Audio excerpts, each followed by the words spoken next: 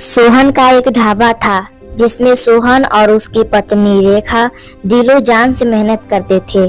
सोहन ग्राहकों को देखता था और रेखा खाना पकाती थी। उनका ढाबा काफी अच्छे से चल रहा था। दिन में जो कमाई होती थी वे उससे अगले दिन का राशन ला देते थे और जो बचता था उसी में अपना जीवन व्यतीत कर रहे थे। लेकिन अब धीरे धीरे गर्मी का मौसम आ रहा था और उनके ढाबे पर ग्राहक भी धीरे धीरे कम होते जा रहे थे, क्योंकि सभी ग्राहक एसी वाले ढाबे पर खाना खाने चले जाते थे। कुछ दिन तक ऐसा ही चलता रहता है और उनके ढाबे पर ग्राहक आना बंद कर देते हैं। बस एक दो ही ग्राहक आते हैं। सोहन अपने ग्राहकों को कम आता देख परेशान हो जाता है और रेखा से कहता है कि अरे रेखा, अब तो राशन के भी पैसे नहीं आ पा रहे हैं क्योंकि ग्राहक ही कम आ रहे हैं। अगर ऐसा ही चलता रहा तो हमें अपने ढाबे को बंद करना पड़ जाएगा, क्योंकि हमारे पास इतने पैसे नहीं है कि हम दूसरों की तरह ढाबे में एसी लगवा सके। सुनो रेखा, खाना कम ही बनाना, क्योंकि ग्राहक तो आ नहीं रहे हैं। अगर ग्राहक ही नहीं आएंगे तो खाना कौन खाएगा? वैसे भी राशन तो खत्म ही हो चुका है। तभी रेखा उसके पास आती है और कहती है, हाँ जी, थोड़ी सी दाल थी, उसे आज ही मैंने बना दिया है और थोड़ी सी तंदूरी रोटी भी बना दिया है। तभी वहाँ पर एक ग्राहक आता है और सोहन से कहता है कि अरे भाई, इतनी गर्मी में कौन तुम्हारे ढाबे पर आएगा? आज बैठ गया था इसलिए खा लिया, पर कल से तो मैं एसी वाले ढाबे पर ही जाऊंगा। थोड़े ज्यादा पैसे लगेंगे पर कम से कम अच्छे से बैठकर खा तो लूंगा। एक एसी क्यों नहीं लगवा देते? अगर तुम एक एसी लगवा देते हो तो तुम्हारे ढाबे पर ग्राहक आना फिर से शुरू हो जाएंगे और तुम्हारा ढाबा फिर से चल पड़ेगा। वह ग्राहक इतना कहकर और सोहन को खाने का पैसा देकर फिर वहां से चला जाता है।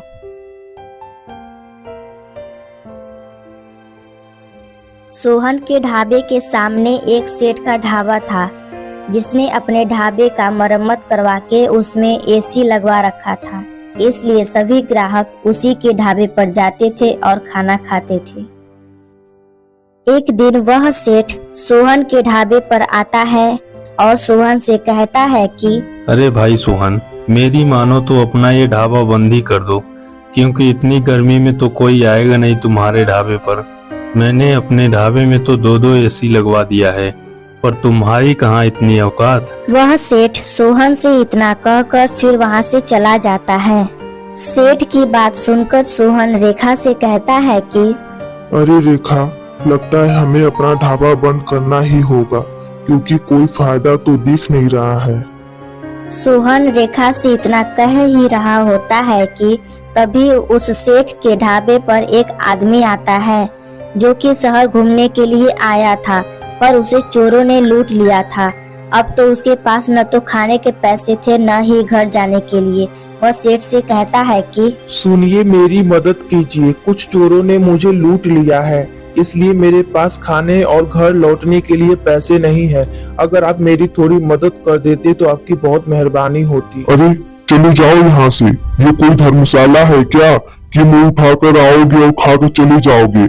तुम्हारे जैसे बहुत लोग आते हैं यहाँ पर, चलो हटो। इतना कहकर वह सेठ उस आदमी को वहाँ से धक्के मारकर भगा देता है। सोहन और उसकी पत्नी रेखा ये सब देख रहे होते हैं।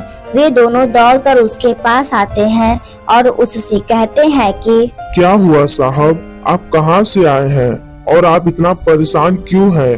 वह सेठ आपको धक्के मारकर क्यों भगा रहा था? वह आदमी सोहन से कहता है कि मैं परदेसी हूँ, मैं यह शहर घूमने आया था, पर जंगल के रास्ते में कुछ लुटेरों ने मुझे लूट लिया, इसलिए ना मेरे पास खाने को पैसे हैं और ना ही घर जाने को। इसलिए मैं उस सेठ से मदद मांग रहा था, पर उसने मेरी मदद न करके मुझे धक्के मारकर वहाँ से निकाल दिया। उस आदमी की यह बात सुनकर सोहन और रेखा को उस पर तरस आ जाता है और वे दोनों उसे अपने ढाबे पर लाते हैं और उसे खाना खाने को देते हैं। फिर सोहन के पास जो पैसा था वह उस आदमी को दे देता है ताकि वह अपने घर जा सके। वह आदमी सोहन से कहता है कि आप लोगों ने मेरी बहुत मदद की है, मैं आपका ये एहसान कभी नहीं भूलूंगा। अरे क्या हुआ, आप लोग इतने परेशान क्यों हैं? और आपके ढाबे पर कोई खाना खाने नहीं आता है क्या? आपका सारा खाना वैसे ही पड़ा है और कोई ग्राहक भी इस ढाबे पर दिखाई नहीं दे रहा है।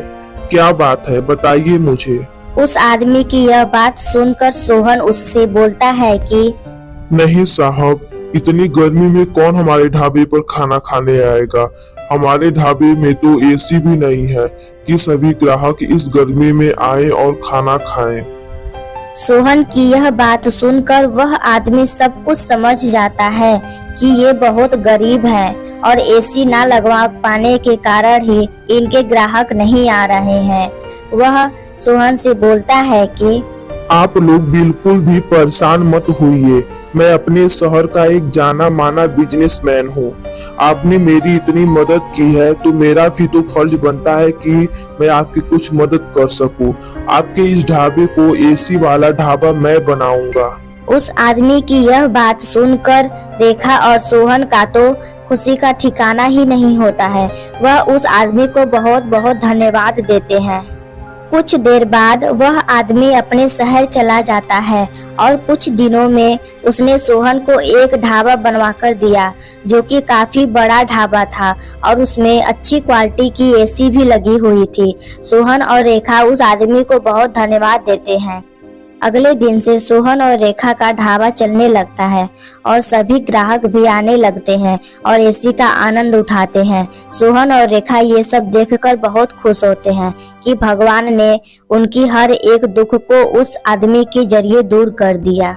अगर आपको हमारी ये कहानी पसंद आई हो तो कृपया हमें लाइक करें और हमारे इस चैनल को सब्सक्राइब करके बेल आइकन को दबाना ना भूलें ताकि हमारी कहानी सबसे पहले आप तक पहुंच सके और हमारे इस वीडियो को ज्यादा से ज्यादा शेयर करें।